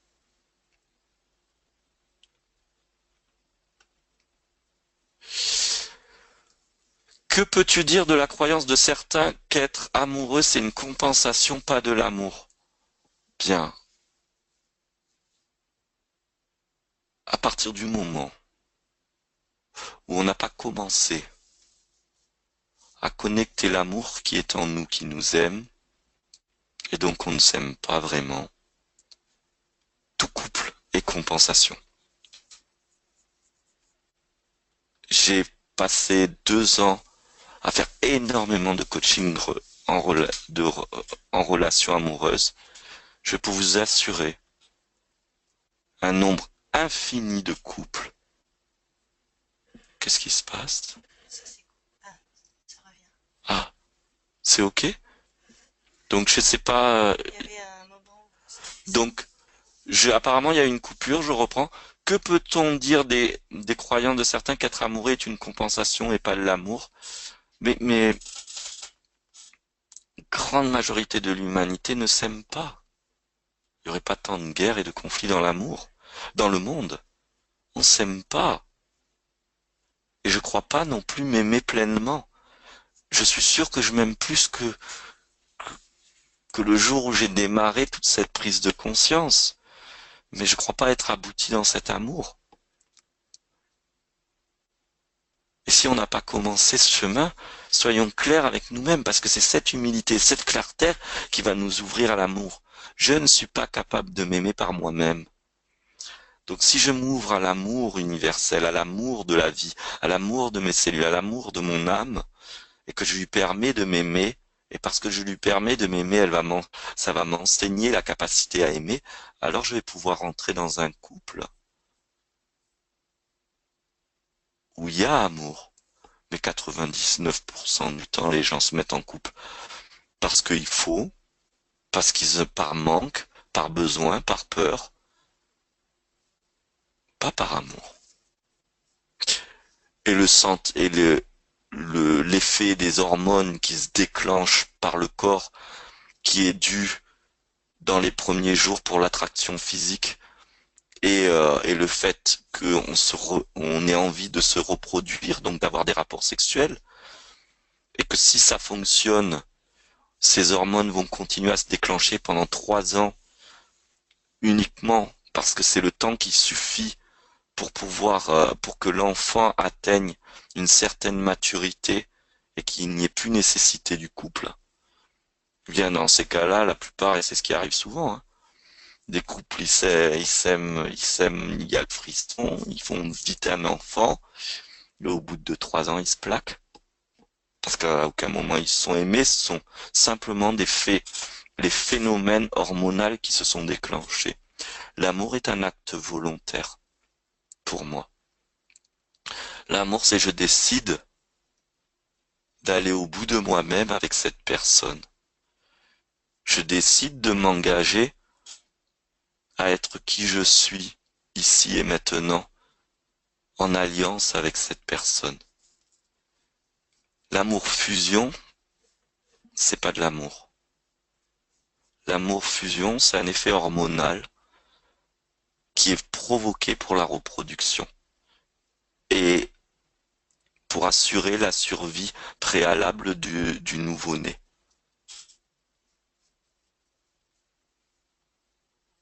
Pour moi, je suis radical là-dessus. Et l'expérience ne fait que prouver ce que je dis. Comment aimer de nouveau une personne que l'on déteste? On n'est pas obligé de l'aimer. Ce qu'il faut apprendre, c'est à s'aimer. Et puis, si on s'aime suffisamment, peut-être qu'un jour, en recroisant la personne, on va s'apercevoir qu'on pense qu'on la déteste. Mais finalement, en la voyant, même on pourrait recommencer une histoire presque. Même on pourrait retomber amoureux. Faut séparer l'idée qu'on se fait, surtout si l'histoire nous a fait souffrir. Du coup, tout notre système est en système de défense parce que ça a fait mal. Et c'est ok. Moi, il y a des personnes, j'ai pas envie de les revoir. C'est pas un problème. L'important, c'est que j'apprends à m'aimer. Et si je suis vraiment capable de m'aimer, alors la personne, même si je veux pas la revoir et que le destin fait que je la revois, peut-être que je vais être surpris de mon comportement. Je vais peut-être moins être dans la haine que je le pensais, moins dans la répulsion que je le pensais. Ça m'est arrivé plein de fois de croire que je détestais quelqu'un, puis quand je rencontre la personne, je vois que je suis tout gentil avec la personne, que tout va bien, je me dis qu'est-ce qui s'est passé? Ben, il s'est passé que de cette expérience douloureuse, je suis allé chercher ce que j'avais à aimer en moi.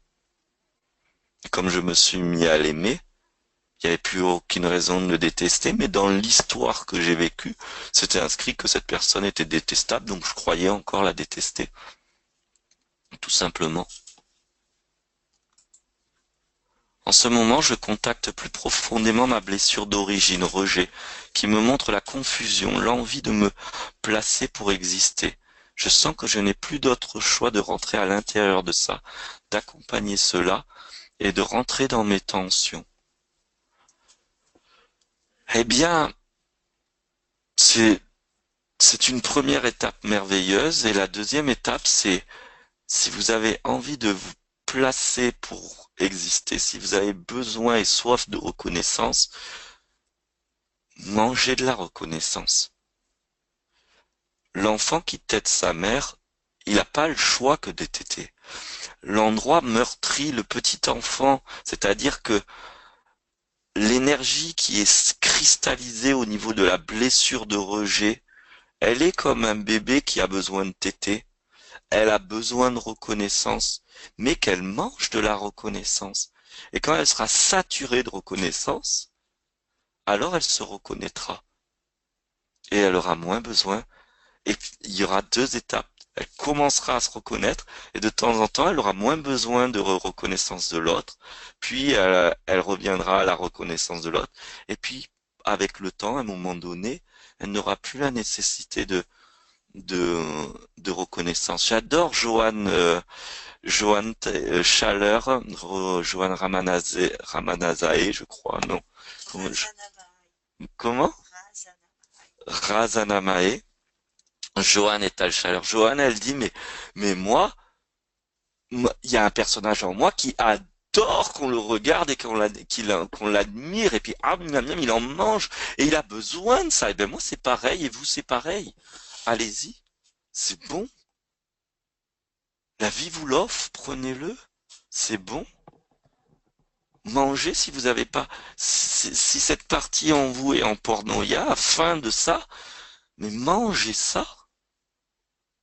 Parce que c'est ça qui va faire grandir l'amour à Eros, puis à Philia, puis à l'acte de gratitude et à l'agapé. Si vous voulez passer à la dernière étape sans passer par les étapes intermédiaires, c'est faux. C'est comme dire je plante une graine, demain je reviens et c'est le chêne. Non. Faut que la graine, elle mature dans la terre, puis qu'elle germe, puis qu'elle pousse, et elle prendra des années. Encore, je parle d'un chêne, ça pourrait plus être un coquelicot, ça va plus vite.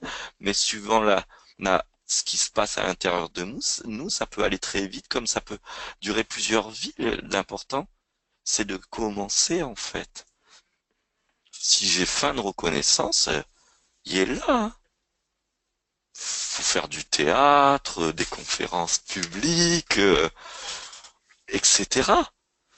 Ou je ne sais quoi, aller voir des amis qui nous aiment et qui nous disent des belles choses, il n'y a pas de souci.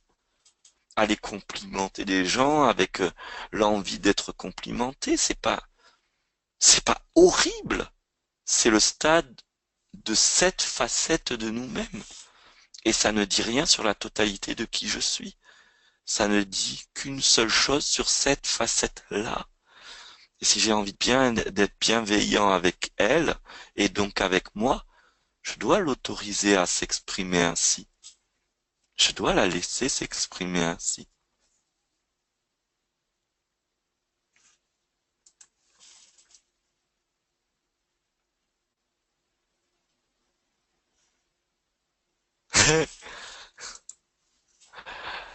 Excusez-moi. Je lis je passe, j'ai lu en pensant à une question, mais je vais que sur les questions. Tu parles, tu parles.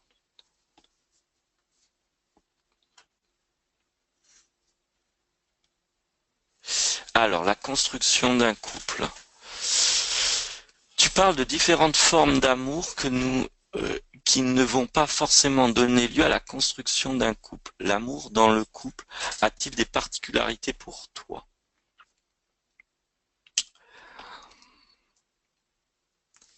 Si la question profonde qui est derrière, c'est comment rentrer en relation avec un homme ou une femme et développer un bel amour ou savoir quel est le bon,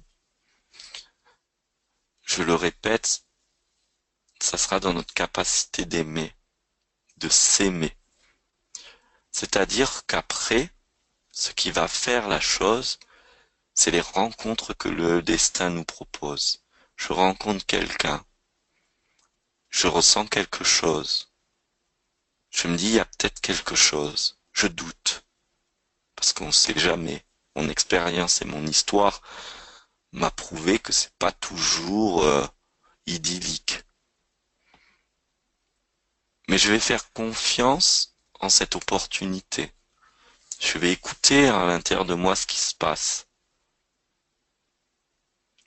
La particularité du couple, c'est-à-dire vivre en couple, c'est d'avoir son miroir 24 heures sur 24 avec soi. C'est d'avoir un miroir 24 heures sur 24 avec soi. Quand le partenaire ou la partenaire vit avec moi, dort avec moi, partage le déjeuner avec moi, j'ai pas de lieu de repos. J'ai pas de lieu où je peux être tout merdeux et chiant tout seul et que personne le voit. J'ai pas de lieu où je peux être vulnérable, faible, débile et que personne ne le sait. La particularité du couple, c'est ça. C'est qu'on a un miroir qui réfléchit uniquement pas ce que nous sommes, mais où on en est dans l'amour que l'on porte à soi-même.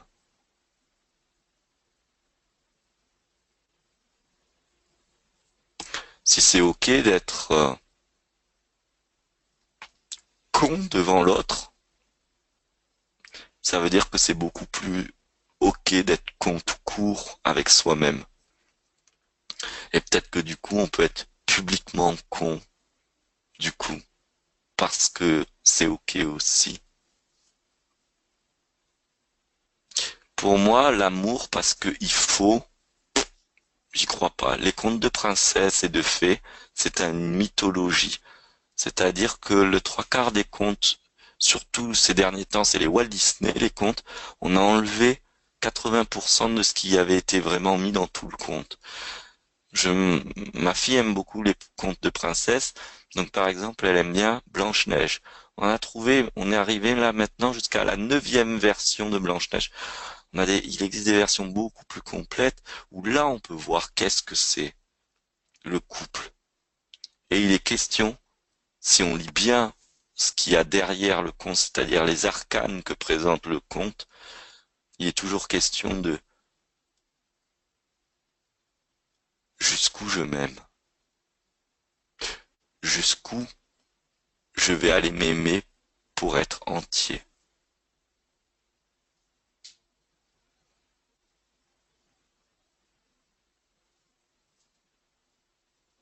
Parce que le couple, il commence pas par dans ces contes-là, il faut pas oublier que il s'arrête toujours au baiser final. Après, et ils eurent beaucoup d'enfants, et vécurent heureux. Bon, aujourd'hui, dans notre société où tout le monde travaille, vous imaginez, et ils eurent beaucoup d'enfants. Bon, allez, 10 bambins. Et ont vécu heureux avec notre mode de pensée où on veut pas prendre du temps pour nous, faire du développement personnel, et qu'on aurait 10 bambins à s'occuper. C'est pas possible. Écoutons le conte jusqu'au bout. Ma fille, elle a 4 ans et demi et bientôt 5 ans, elle adore ses contes. On lui lit tous les contes et on parle du conte jusqu'au bout. Parce il y a des conséquences, il y a des responsabilités. L'amour est un engagement, en fait. Un engagement veut dire que ça va pas être cool tout le temps. Quand l'autre nous renvoie des choses terribles pour nous-mêmes, eh bien, c'est pas l'autre. Il nous renvoie simplement où on en est dans l'amour de nous-mêmes sur cette facette-là. Moi, j'ai toujours été fasciné du fait que, à partir du moment où on s'est dit que on allait être vraiment, qu'on s'engageait ensemble avec Cécile, c'est le prénom de ma femme, j'ai eu l'impression qu'elle se métamorphosait. Elle devenait le pire de mon père. Et moi, il se trouve que le premier couple que j'ai fui, c'est mes parents. Pourquoi? Pour cette facette-là de mon père. Il y a plein de choses que j'adore chez mon père, mais cette facette-là, je me suis dépêché de partir du foyer pour plus voir cette facette. Quand je me suis dit, c'est avec toi que je veux vivre, poum, cette facette est apparue. Heureusement que je connaissais ses enseignements. J'ai très vite, je dis pas que j'ai pas grincé les dents. Je dis pas que j'ai râlé, et que j'ai pas râlé, je dis pas non plus que j'ai pas dit, oh, essaye d'arrêter ou c'est ta faute. Ça, c'est les trucs typiques. Mais au fond de moi, très vite, je me dis, ah, tiens, comme par hasard, c'est ce que j'ai fui qui arrive en premier. Alors, ce que j'ai fui dans un couple extérieur, qui est le premier couple, c'est l'image de notre père et de notre mère, eh bien, ce que j'ai fui, c'est la partie de moi où je suis le plus dans le non-amour. Donc c'est la partie de moi où j'ai tout à apprendre de l'amour, en fait. Et je remercie que la vie a joué ce jeu, et je sais très bien que ça aurait pu être elle ou une autre, si j'avais plaqué mon épouse, qui n'était pas mon épouse à ce moment-là, parce qu'elle fait trop comme mon père, j'aurais retrouvé la même chose ailleurs. Ça, c'est sûr.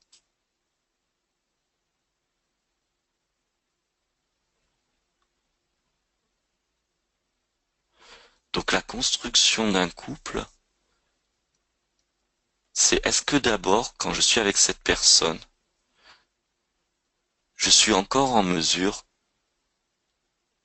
de sentir que je suis moi-même et de me voir grandir vers moi-même, ou est-ce que je me suis en train de fusionner, de m'oublier, de je sais pas quoi d'autre, toutes ces choses, ou est-ce que je suis en train de répondre à un manque? C'est ok ça aussi. Mais du coup, c'est un couple qui risque de battre de l'aile. C'est un couple qui risque de pas être solide. Même si on croit s'aimer, c'est surtout si on s'est engagé à se connaître et à s'aimer, si on a fait ce vœu au fond de nous, la vie, notre âme ne nous rattrape pas là-dessus. Tout va devenir occasion d'apprendre à s'aimer. Donc la particularité dans le couple, c'est d'avoir un miroir 24 heures sur 24. Pour moi, la particularité dans le couple, c'est pas oh, c'est mieux qu'avec les autres, c'est pire qu'avec les autres. Parce que il n'y a pas de lieu de refuge. Parce que quand je suis avec un partenaire qui vit pas là, c'est très bien, quand ça va pas, je rentre chez moi. Et je le cache. Je ne vais voir l'autre que quand je vais bien, quand je peux donner à l'autre. Et donc du coup, personne ne me renvoie rien sur moi-même. Parfait. Mais je vais pas avancer bien loin. Par contre, si je reste avec ces partenaires, ou cette partenaire, ben je vais être contraint d'avancer vers moi-même.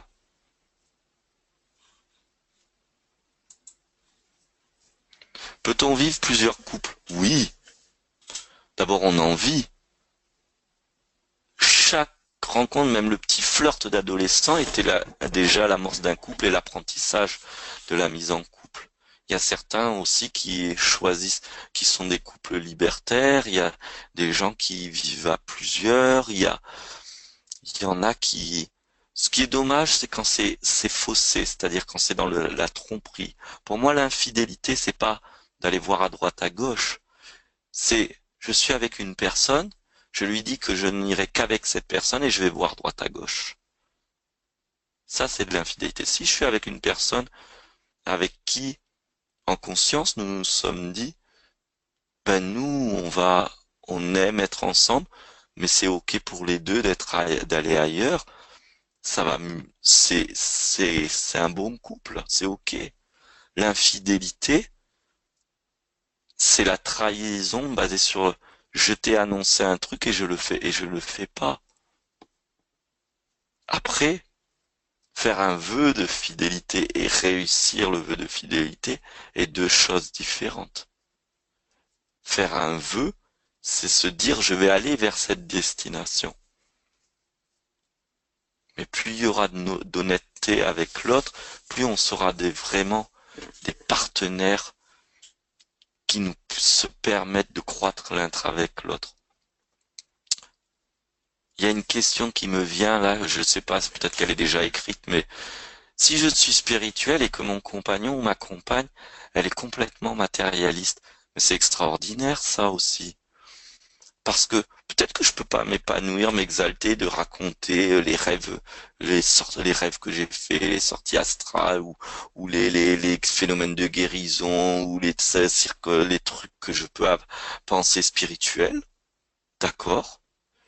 Mais cette personne va toujours me relancer sur les facettes que j'aurais envie de négliger de moi-même, qui sont les facettes de la vie matérielle. Et moi, du coup, je vais me retrouver, même si la personne ne dit rien, parce qu'elle m'a choisi et parce qu'elle vit avec moi, être relancé toujours sur ses facettes spirituelles. Mais en aucun cas, il est nécessaire de discuter de ça. Si elle n'est pas spirituelle, il faut pas chercher à convaincre. Et de la même manière qu'on n'a pas envie d'être convaincu d'arrêter d'être spirituel pour être plus matériel. Par contre, l'un l'autre, on va s'inspirer dans ces domaines. Et si on est deux couples spirituels, c'est au parfait aussi, en fait. Il n'y a pas une formule idéale. Se dire, waouh, si j'avais la personne qui me comprend parfaitement, c'est-à-dire je suis en amour avec la tête, je suis en amour avec le cœur, je suis en amour avec le physique, ça ne fonctionnera pas si je suis pas en amour avec tout mon univers psychique, en amour avec tout mon univers émotionnel, en amour avec tout mon univers physique. Si moi je ne suis pas en amour avec ça de moi-même, je trouverai jamais un partenaire ou une partenaire qui sera en amour avec tout ça. Ou alors ça sera un couple qui durera très très peu de temps, juste pour nous donner une idée de qu'est-ce que ça peut être. Mais un couple qui dure longtemps, c'est un couple qui nous permet de nous aimer sur toutes nos facettes. Goûter l'intimité en se goûtant soi-même et savourer ce qui se vit entre les deux êtres, à quel niveau d'amour cela correspond. Je crois que c'est l'amour le plus vulnérable et le plus sensible et le plus opérationnel que l'on peut avoir. Quand on se goûte soi-même et qu'on se savoure soi-même quand on est avec l'autre et que l'autre, il se sent permis de se goûter soi-même et de se savourer soi-même, quand cette autorisation est double, ça peut être quelque chose de tout à fait ordinaire et presque qui échapperait tellement que ça a l'air anodin. Je crois que c'est l'amour divin pur. J'aime bien dire, si Dieu, si Dieu c'est quelque chose qui est le tout, omniscient, omniprésent, omnipotent, qui tout, il est quand même vachement humble pour laisser tous les êtres que nous sommes être et se prendre pour soi-même alors qu'il est absolument tout et qui vient pas revendiquer au fait bah tu te prends pour toi-même alors que là c'est moi. Hein. À aucun moment le divin fait ça, il reste dans le silence. À aucun moment il est frustré d'autre chose. Donc l'amour le plus subtil, il est là-dedans pour moi, dans cette intimité qui permet que l'autre se sente plus lui-même et se permet plus lui-même et que soit on se permet plus soi-même, c'est-à-dire que cette permissivité est double en fait. Et comment on peut avoir cette permissivité double en se le permettant à soi-même, tout simplement. Ça se duplique tout seul après. Si je me permets, alors l'autre voit que je me permets et alors il peut se permettre. Et donc du coup, les deux se mettent à se permettre. Pour moi, ça, c'est l'amour divin. Oui, donc j'espère que c'est réglé cette histoire qu'on se voit plus.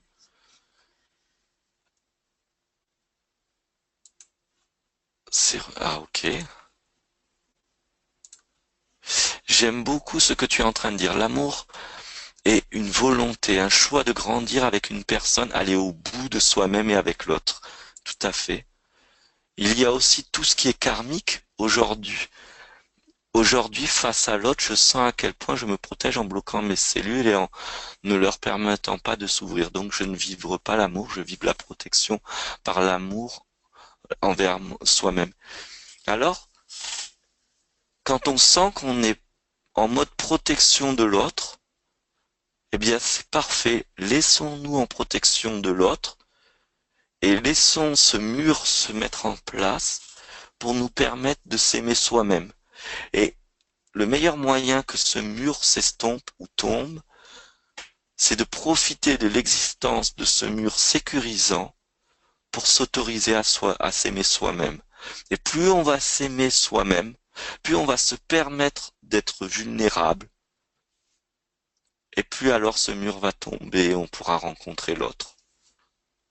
Et au début, quand on est célibataire par rapport à ça, alors si on est une femme et qu'on aime les hommes et qu'on voudrait les hommes, alors plein d'hommes vont rentrer dans notre vie et vont venir toucher tout ça. Mais comme on n'est pas prêt, ça vient effleurer ça pour montrer qu'on est aimable et donc qu'on est autorisé à recevoir l'amour.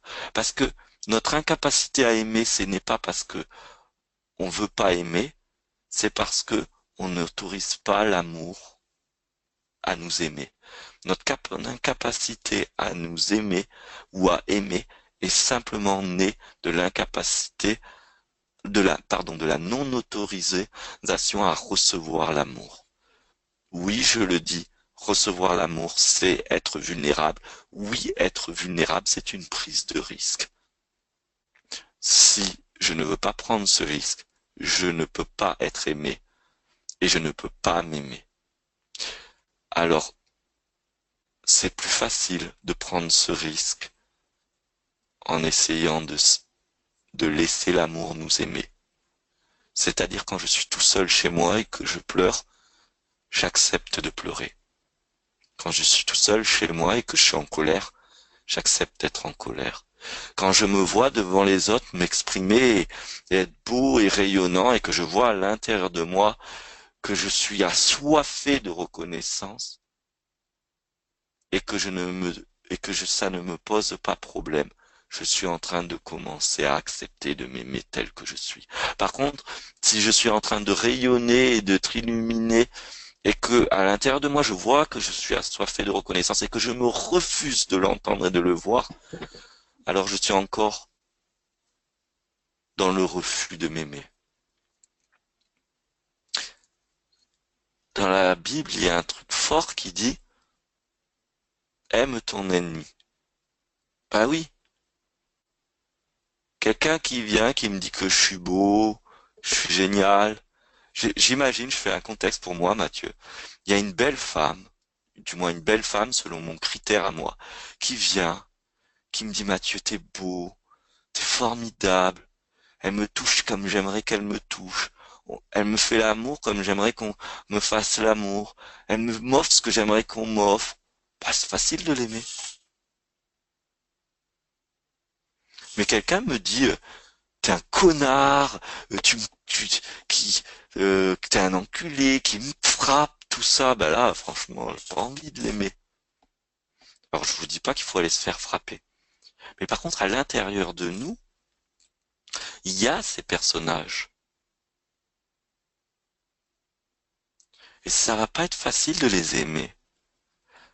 Mais pour apprendre à les aimer, faut autoriser l'amour à nous aimer.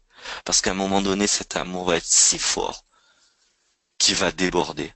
Et on n'aura pas d'autre choix que d'aimer. C'est-à-dire que cette ces enfants intérieurs immatures en souffrance, ces corps de souffrance à l'intérieur de nous vont se sentir aimés et vont plus pouvoir, n'auront plus de raison d'être en souffrance. Mais pour ça, il faut reconnaître que si je suis là en train de vous parler et que je vois émerger de trucs, waouh, est-ce que c'est bien ce que je dis? Ben c'est ok. C'est pas un problème. J'ai pas besoin de l'annoncer à tout le monde. J'ai juste à me le reconnaître moi-même. Et si j'ai besoin de l'annoncer à tout le monde, c'est ok aussi.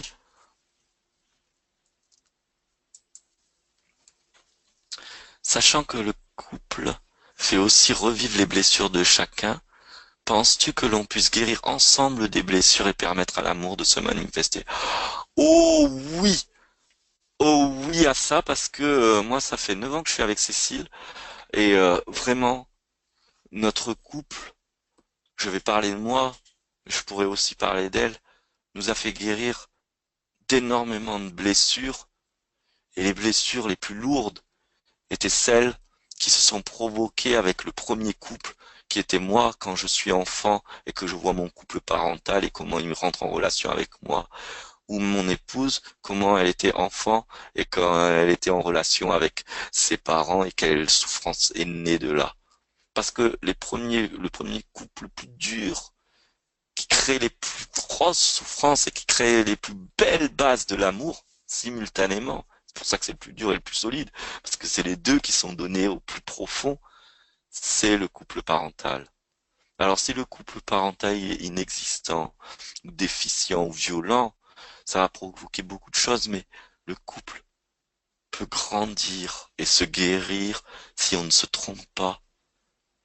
C'est-à-dire que l'autre, ce n'est jamais de sa responsabilité, ce n'est jamais de sa faute, c'est simplement le miroir qui reflète là où j'ai à m'aimer.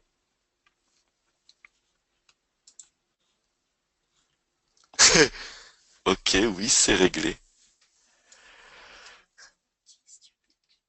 Eh bien, Hervé dit oui, c'est réglé. Ben oui, c'est réglé pour ce soir. Alors, avant de clôturer, voici l'exercice qui va être pour les 9 jours à venir. Ceux qui ont suivi l'atelier à la communauté de l'abondance, dont je remercie puisque c'est grâce à Caroline Aubert qui m'a proposé de passer que j'ai et qui m'a même proposé ce thème-là qui me tient à cœur, qu'aujourd'hui nous sommes ensemble. C'est une belle communauté où Caroline propose pour 40 € dans le mois, on a droit à avoir 4 experts qui proposent conférences et ateliers en accès libre et puis après si on veut, on n'est pas obligé de s'offrir leurs produits. Donc c'est vraiment chouette hein, ce système et si vous êtes intéressé, il vous suffit soit sur Facebook communauté de l'abondance, soit vous trouvez Caroline Aubert. Vous m'envoyez un mail pour ceux qui savent pas, mais bon, comme tout le monde a Facebook quasiment, il suffit de taper ça.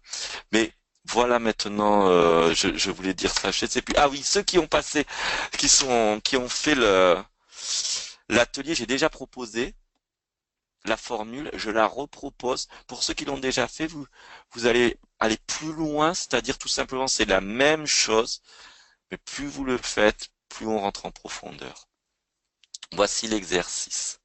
L'exercice vise à progressivement apprendre à recevoir l'amour de son propre regard. L'amour et la confiance en soi nés du regard de l'autre et s'enracinent par son propre regard.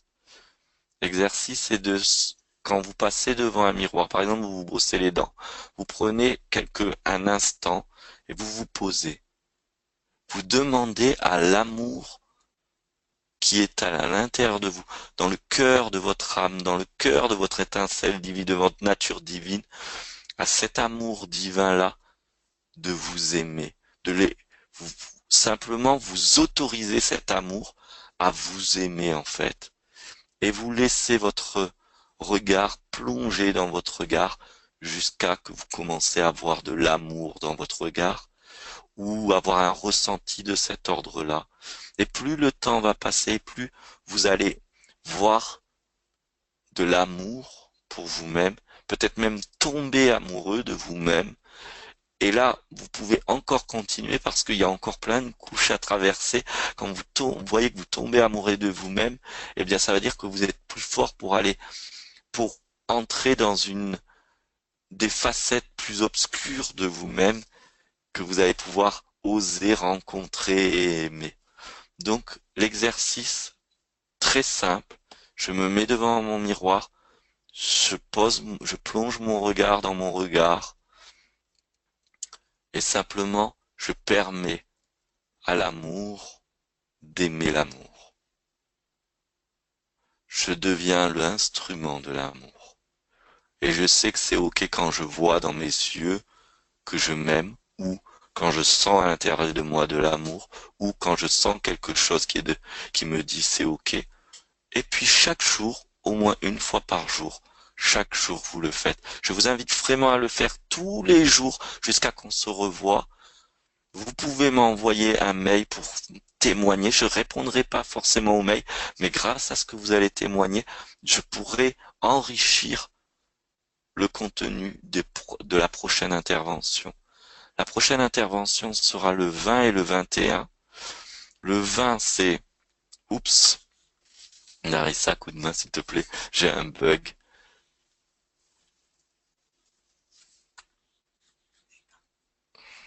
2 secondes s'il vous plaît.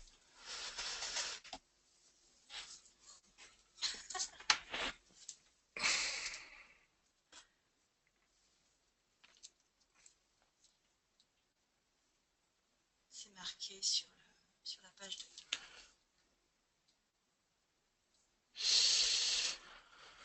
Alors, c'est le 20, ça sera avec les hommes, et donc ça sera à 21 h, comme ce soir. Je demanderai aux hommes seulement d'être présents, je vérifierai que ça soit que les hommes. Nous ferons un exercice pour aller en profondeur sur le nettoyage qu'il peut y avoir autour de l'archétype masculin en relation avec la femme. Et le 21, alors que je dise pas de bêtises, ça sera avec les femmes. Logiquement, je l'ai programmé à 21 h. Je demande, s'il vous plaît, est-ce possible de le commencer à 19 h 30? S'il vous plaît, mesdames, pouvez-vous répondre dans le chat, est-ce possible de commencer le 21 à 19 h 30?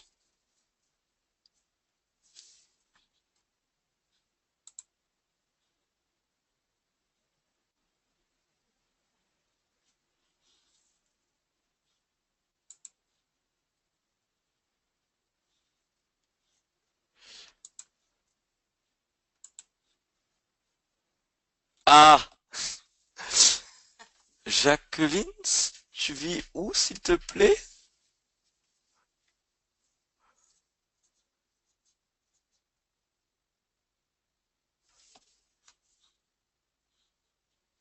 Alors, oui, oui, oui.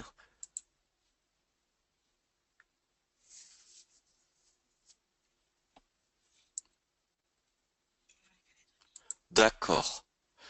Alors, on va couper la poire en deux, s'il vous plaît.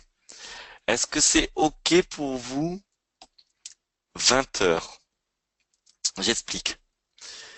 Parmi vous, nous avons des gens qui sont loin. Et donc, il y en a qui suivent là ce soir, c'est minuit pour eux. Et d'autres, donc, c'est 21 heures par rapport à 19 h 30, c'est 7 heures du matin pour d'autres. Et donc, pour la plupart, c'est 21 heures. Alors, on va couper. Est-ce que c'est OK pour 20 heures? Comme ça permet aux personnes, ça fait gagner 1 heure, pour ceux à qui c'est minuit. et ça fait 6 heures à la place de 7 heures pour ceux à qui c'est plus tôt. Est-ce que c'est OK pour ça?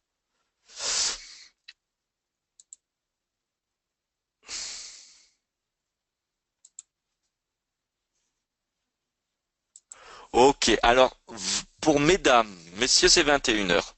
Parce que moi ce qui m'arrange c'est 21 heures. Mais par contre, pour mesdames, parce que ça arrange, ça sera 20 heures. Donc moi-même je modifie que je me trompe pas. Et bien sûr, je ne l'ai pas dit, mais mesdames, nous ferons le travail identique, c'est-à-dire nettoyer l'archétype féminin et en relation avec l'homme. Nous allons, c'est là où nous allons vraiment rentrer dans les mémoires liées aux avortements, liées à la difficulté à la naissance, à mettre au monde des enfants, liées au viol, aux abus, à la domination masculine, au patriarcat. Et pour l'homme, nous rentrerons dans un nettoyage qui est lié au justement euh, l'utilisation abusive du sexe pour le pouvoir, euh, la peur d'être homme, les différents archétypes et rentrer dans aussi le masculin sacré et le féminin sacré, c'est-à-dire sacré dans le sens nettoyer de toutes ces blessures, nettoyer de ces blessures. J'aime dire, je vais pas vous montrer, mais moi je suis quelqu'un qui a eu des grosses opérations de naissance et donc qui a des grosses balafres. Blessure veut pas dire que ça disparaît, mais blessure veut dire qu'on est capable de vivre en paix avec cela. Et si on vit en paix avec cela, alors il y a guérison.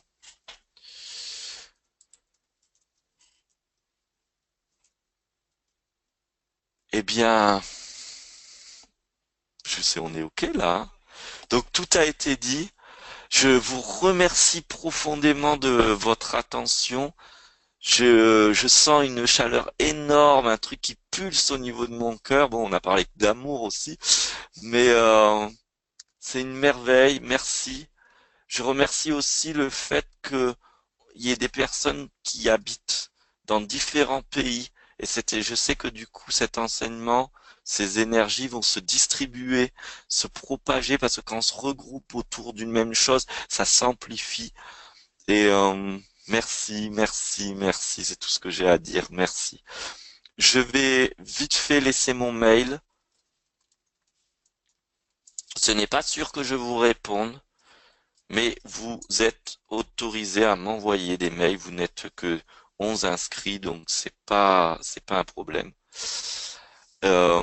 Et voilà. La plupart des choses, s'il y a des questions, je les utiliserai pendant les ateliers, en fait, dans les prochains webinaires. Voilà. Merci.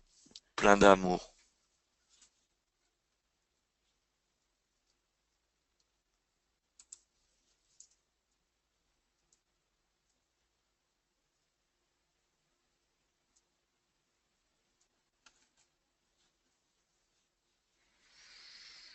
Au revoir. Je sais pas comment on l'arrête. Excusez-moi, je connais pas bien le truc.